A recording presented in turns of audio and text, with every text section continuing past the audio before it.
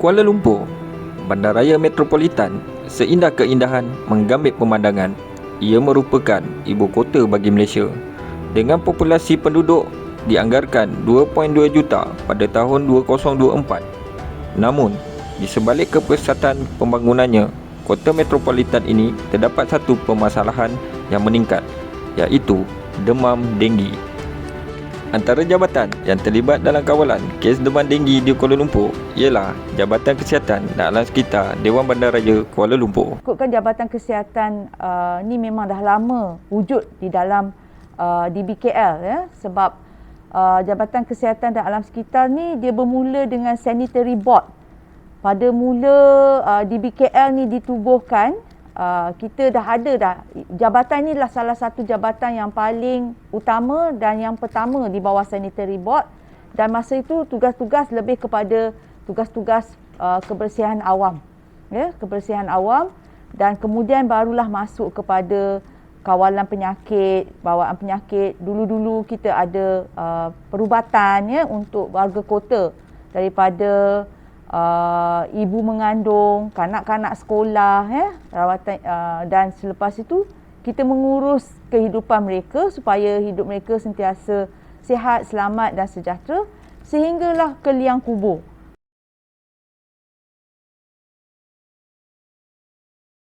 Untuk situasi kes semasa demam denggi di Malaysia, kita ada penurunan sebanyak 70.8%, iaitu untuk tahun 2021 ada sebanyak 26,365 kes demam denggi, manakala untuk tahun 2020 kes adalah sebanyak 90,304. Jadi total untuk penurunan kes adalah sebanyak 63,939 kes.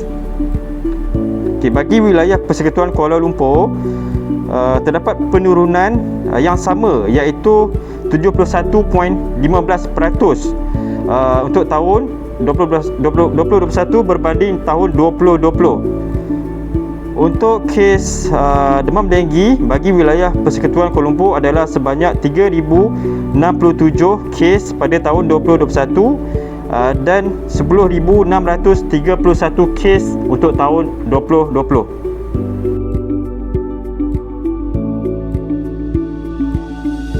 Untuk kawalan ni sebenarnya dia senang je.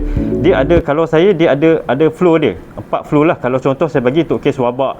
So yang pertama kita kena siasat. Siasat dulu, siasatan ni kebiasaannya dijalankan oleh pejabat kesihatan daerah.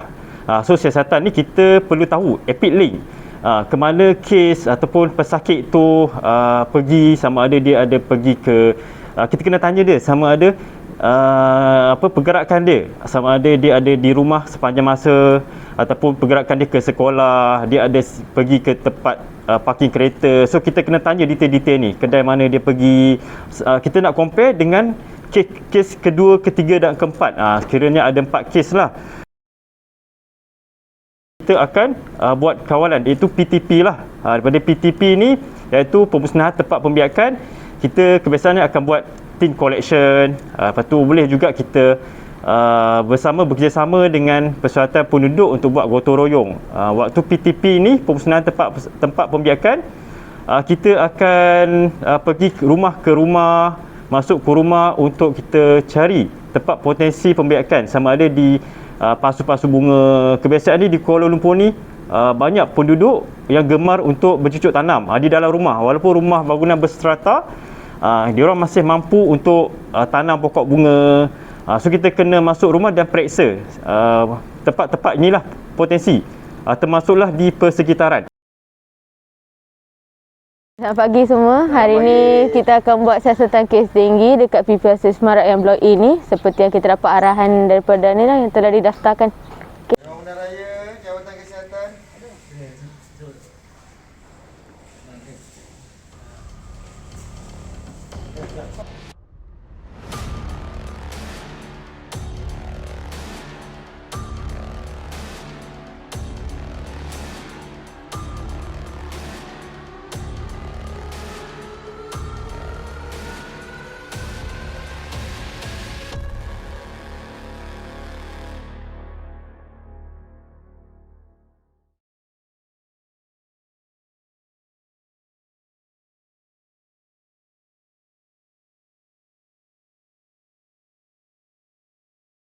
unit promosi kesihatan.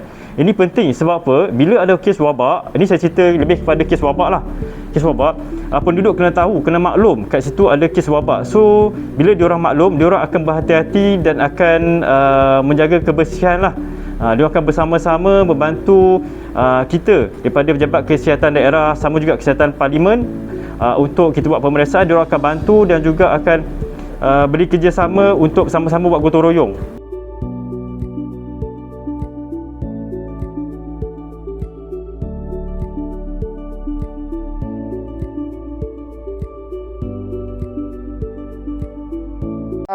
Petang ni kita akan buat ulangan aktiviti kawalan bagi kes single case kita dekat Taman Setapak Permai. Operasi ini diketuai oleh Adam Suhairi bersama petugas-petugas yang terlatih untuk membasmi nyamuk Aedes di setapak Permai. Selamat bertugas dan saya mohon berhati-hati di sewaktu menjalankan tugas. Sekian, terima kasih.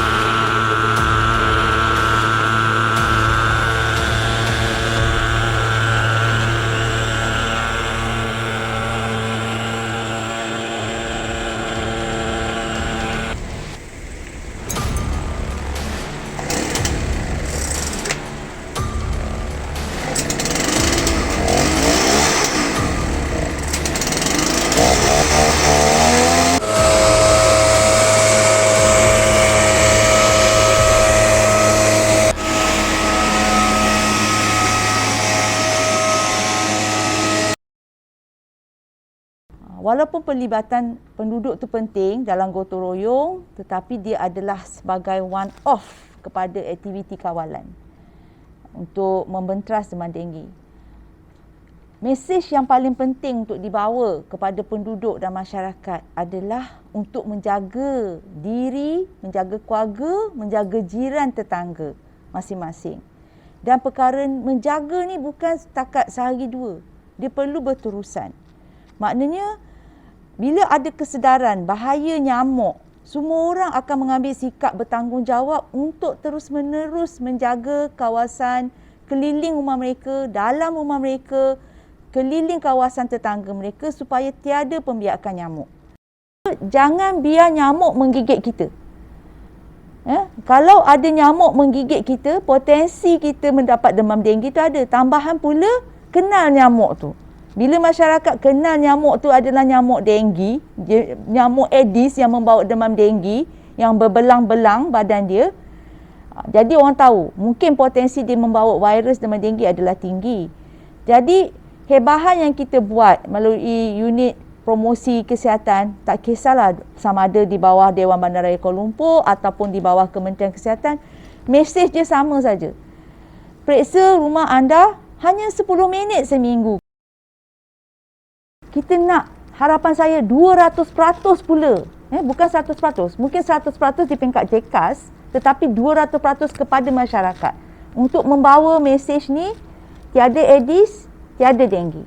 Dan mesej ni perlulah disampaikan ke peringkat awal kehidupan lagi. Maknanya anak-anak kita yang masih kecil dalam rumah dididik untuk nyamuk, itu nyamuk ada dalam rumah. Jom kita bunuh nyamuk tu. Bukan nyamuk tak apalah biar, ya. Maknanya sikap untuk memerangi nyamuk tu perlu dididik pada awal umur lagi, ya, untuk kata ini adalah nyamuk yang dia adalah bahaya. Itu saja. Harapan saya seperti yang kita jangkakan untuk tahun 2022 kemungkinan akan ada lonjakan kes. Kalau kita tengok epidemiologi Epidlink, dia akan ada lonjakan kes setiap 5 tahun kalau kita tengok graf. So kemungkinan untuk tahun 2022 sekiranya kita tidak buat ataupun kawalan preventif dengan proper, so kemungkinan akan berlaku lonjakan kes demam denggi dan juga chikungunya. Kalau kita tengok tahun lepas, kita di KL merupakan nombor 1 lah untuk kes demam chikungunya. So kalau untuk tahun ini kita tidak buat kawalan dengan lebih baik daripada tahun lepas, kemungkinan akan ada lonjakan lagi tinggi lah. So harapan saya sama-sama daripada masyarakat, daripada kita jugalah kesihatan, sama-sama tingkatkan usaha. Tambahan untuk tahun 2022, kami di JCAS sama-sama akan memikul tanggungjawab untuk menjaga kawalan chikungunya.